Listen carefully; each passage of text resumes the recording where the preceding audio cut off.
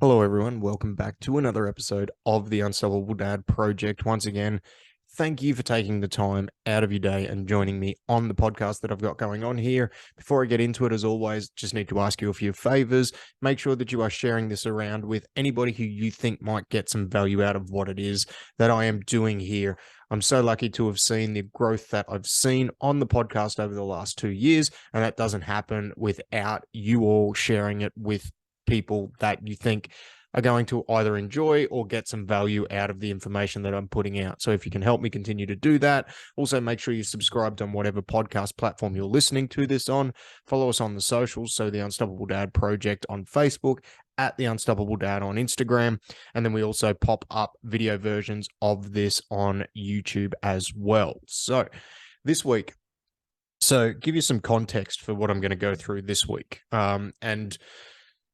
So I woke up this morning and I had a little bit of a hamstring niggle. I've been training pretty hard the last week, like doing a lot between jiu-jitsu and my strength and conditioning. And I've woken up and I've got like a little bit of a hamstring niggle. It's nothing major. It's just, it's on a scale of kind of 1 to 10 of soreness. It's kind of up around the 5 or the 6. And I woke up, and when I woke up, I battled with the thoughts that I think whenever anybody is sore or tired or injured, they do, I probably shouldn't do anything today. All in all, the rest of my body is feeling pretty good. Like I'm not feeling like I'm not waking up and my whole body's aching. I'm not waking up and I'm feeling overly sore. It's really only like that one isolated place. So I'm like, you know what? Screw that. Like I'm quiet the mind for a little bit. I'm just going to go for a walk. And then anyway, so I've gone for the walk. I usually go, I spoke about it on last week's podcast. Like going for a walk is one of those things that I try and do as regularly as I can. I'm not going to say a daily basis because some days it's just not feasible for me to do. But especially on off days or off training days, like I will make an effort to go for anywhere from a 30-minute to an hour long walk. I don't do the 10th. I'm digressing a little bit here, but this is a question that comes up a little bit. So if it's your first time listening, it might be valuable information. Me personally, I'm not a big fan of like the 10,000 steps for myself. Like I don't count my steps. I just kind of count. I just go for a walk. We're lucky enough where we are. We've got a lot of good like walking tracks and parklands and lakes and things like that. So it's quite a scenic, beautiful walk. But one of the other reasons I do that is obviously sunlight. Again, spoke about it on last week's podcast. If you want some more information around that, obviously jump back and have a listen to that once you've finished on this episode. But going for a walk is a big thing, and it's something that I try and prioritize at least like 3 to 4 times a week, just because it helps me kind of gather my thoughts. It's sometimes I'll take the kids with me, so it's time with them. Like there are a lot of good benefits with that. So I decided with the hamstring niggle, I was going to go for a walk. So I've gone for the walk, and by the time I've got back from the walk, it's felt fine. It's almost non-existent. Now it's still there. There's still a little bit of I can still feel it a little bit, but really it just loosened up. It was quite tight to start off with. I didn't try and really hammer through it quite hard. Like I didn't try and pick up to a run or anything like that. I just walked through it, tried to keep a steady pace and really just focus on keeping not overcompensating for that level of soreness that was there. And then by the time I finished that walk, it had pretty much dissipated, like it was gone. And the reason I tell that story really comes down to the whole premise of this podcast, which is sometimes we have to work through it. Now, I've worked with a lot of people over the years when it pertains to injury, where they have deliberately avoided moving or doing anything that will even slightly aggravate an injury. And sometimes, not all the time, obviously this is very, very context dependent, right? But when I'm working with somebody who is coming back from an injury, sometimes there is an element where you have to actually work through a little bit of pain in order to reap the benefit on the other side. Now, I'm not talking about extreme pain, but one of the things and one of the rules of thumb that I use with people when it comes to, and let me just preface all of this when it comes to coming back from an injury. I 100% think, and there's a lot of people that are going to listen to this and go, of course he's going to say that because this is what he does. But you need to be guided by somebody who knows what they're doing when it comes to this stuff. I don't think especially if you haven't done it before. If you're the type of person like myself who's come back from a lot of injuries over the years, you know your body really well and you kind of know where that tolerance level is, by all means, you may be equipped within yourself to do it. But for most people, and most people that I have worked with, especially those that have been dealing with things extremely long term over the years, and they're just not able to get over that hump or address it or come out the other side of it, you need to invest in yourself to be able to get to the other side of it. And when I say that, invest in somebody who knows what they're doing and can actually take you through the process step by step to get you on the other side of it. Somebody who has a track record of being able to help people through, whether it be your specific injury or it be just injuries in general. Like, I think that if you've been through this process and you're continually beating your head against a brick wall and you feel like you're getting nowhere, the next step needs to be going and seeing somebody, because otherwise it's going to get the better of us, not only physically, but mentally. And then if you leave it go on and you leave it linger for too long, when it is an injury that you are just not able to get over, then it becomes not only physically debilitating, but mentally debilitating. And then when you get to the point where, or if you get to the point, I should say, because there are some people who will never get to the point where they actually take some action to change it. Some people just accept that that is the way it has to be. And it doesn't always have to be that way. Sometimes there are going to be injuries that are so severe that, yes, they are going to change the overall fabric of what you can and can't do. And this is why everything is very context specific. Like, I'm going to say that probably 3 or 4 times before I finish on this little podcast here. But when it comes to coming back from injury, you are going to have to work through some level of pain in order to come out the other side. And if you continually avoid working through that pain, you are not going to be able to progress. Call it, you need to stress to progress, whatever the case might be. And even if you're not coming back from injury, right, there is going to be some level of pain or discomfort in order to elicit change. And I guess for this conversation and for the topic of today's podcast, that's kind of what I'm trying to get to, right? Sometimes you need to work through it.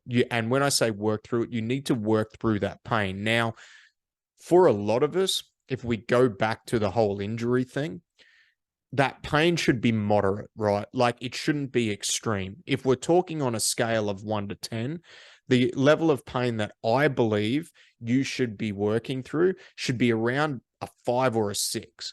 If it's getting up to an 8 or a 9, you probably, that's more of an indicator to stop what you're doing and go back to the drawing board and address where you've gotten. But if you take a measured approach and a very stepped out process to do it, then if you do get up to that really high 8s or 9s with the pain level, you will be able to go back, look at that plan that you've laid out for yourself or that somebody's laid out for you, and understand exactly what it is, the movement, the rep range, the load, whatever it is that you've done to cause that large spike in pain.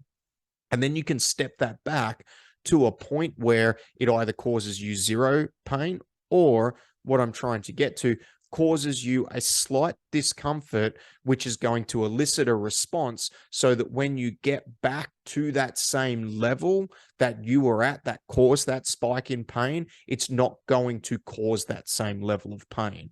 And this is what it's about when you're trying to come back from injury, when you're trying to address an injury. You need to have a stepped out, measured approach to it. But overall, you need to be prepared to work through a little bit of pain and discomfort, because if you go to the point where you are not working through that little bit of pain and discomfort, you are not going to progress to a point where the issue or the underlying issue is going to be truly addressed or fixed. Sometimes things are never truly fixed, but we can build up our resilience and build up the support systems within our body to a point where we can increase our capacity to do work with the injury that we've got, even on a long-term injury. And I think this is something that a lot of people miss when they are coming back from injury. They either avoid that discomfort completely, which is completely understandable. Don't get me wrong. Like, I understand the want to be comfortable, especially if you have been in pain for a long, long time. Like, that is 100% natural reaction. But if you want to address what is causing the issue, there is pain that you are going to need to work through. Albeit, what it should be is it should probably be a low level of pain, but you are going to have to work through it in order to come out the other side of it, and in order to build up that tolerance, and in order to continue to widen that base so you can build that nice high pyramid of, in this instance, strength, or in the instance of life. Because realistically, I do think you can use this working through pain, not only for an approach with rehabilitating yourself from injury, but just life in general. In order to elicit any change in life, like, we have to work through some level of pain and discomfort. And the more you do that, the more resilient you become. And not only do you become resilient physically, you can become resilient mentally by working through that pain and discomfort. And sometimes, even in life, that pain level goes up to an 8 or a 9. And it's like putting our hand on a hot stove, right? When you're younger, like, not to do it because the pain level is so high. But if we can get that pain level, or that, let's say that pain level down to like a 6 or a 7, so it's moderate, and we can continue to work through it.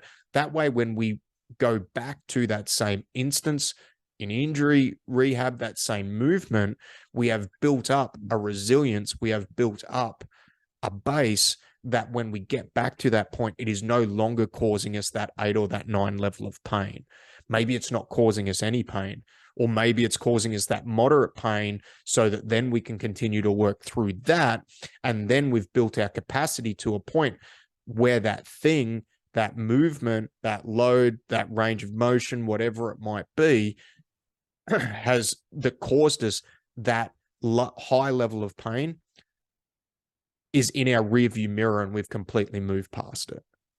And that doesn't matter whether it's life or injury prevention. The point of this podcast was kind of a little bit more around rehab and getting moving, because there's been a few conversations that there's been over the last couple of weeks, but this is a conversation that comes up regularly. And realistically, a lot of people that I've worked with over the last 15 years, that, they get advice from somebody where they need to rest an injury and they need to not do anything with it. And sometimes in the early stages, that needs to happen, right? And again, I can't stress this enough. Like, don't take what I'm saying out of context.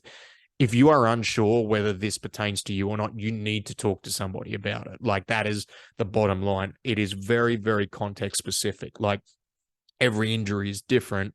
However, as an overarching philosophy, when it does come to getting past that and not letting an injury, regardless of the level, completely debilitate you, there is going to be, on that road back, a level of pain or a level of discomfort that you need to work through. Albeit, if you're doing that, it should be a low level of pain or a low level of discomfort.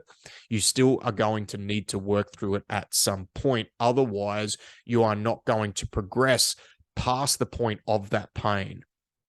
And that is something that will keep you stuck in the mud. You will not get any further with it.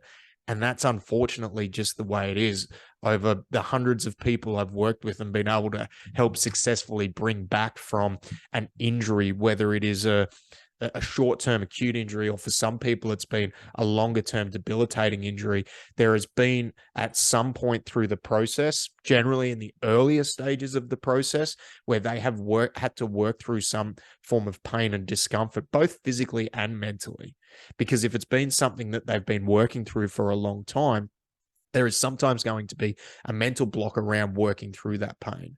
Again, it should not be extreme pain when it comes to injury, but you need to be prepared for that as you come back from it. So if it is something that you've struggled with, like if you have struggled with something, some form of movement deficiency or injury, and you need some help with it, feel free to reach out to me. There is a link in the show notes where you can book in a time for a free 30-minute chat. I'll go through a quick assessment with you to determine whether I'm the best person to help you or not. Sometimes, depending on what it is, I may refer you out to somebody with a higher knowledge base than me, because that's probably what you need. For me, the big thing is when it comes to helping people back from injury, like we need to make sure that you are getting the right help for the stage of the injury that you're at. I'm generally like later stage. Somebody else may be better if it is an early stage injury for you, or even if it is a chronic problem. But again, the whole point of this podcast, the whole underlying theme that I want to get across when it comes to coming back from an injury or addressing an injury, be prepared to work through some level of pain. You have to, albeit it has to be moderate, but there has to be that mental readiness to go through that process. And in my experience, if you're not ready to do that, you're never going to be able to successfully come out the other side of that. Again, very context specific. And I do think that that's also a little bit of a metaphor for life. Like when things get uncomfortable, sometimes we have to be prepared to work through a little bit of pain and discomfort. In life, sometimes it is a much higher level of pain that we need to work through, a much higher level of discomfort due to stress and other things. But I think you've just, as dads, as fathers, as human beings, if you're not prepared to work through that, and you're not prepared to work through that in order to come out the other side and build that resilience, then it makes life very hard, because there's always going to be these things that are going to come up that you're going to have to work through, you're going to have to push through. So with injuries, with life, like sometimes you just got to work through it, right? You've got to be prepared to work through that little bit of pain in order to get out the other side. So let me know if that resonates with you. Let me know if that helps. Again, if you need help coming back from an injury, there is a link in the show notes where you can book in a time to have a free chat with myself, and we can do a bit of an assessment to work out whether I can help you, or if not, I can definitely point you in the right direction of somebody who can. So thank you once again for joining me. Have a great week, and I will see you next week. Goodbye.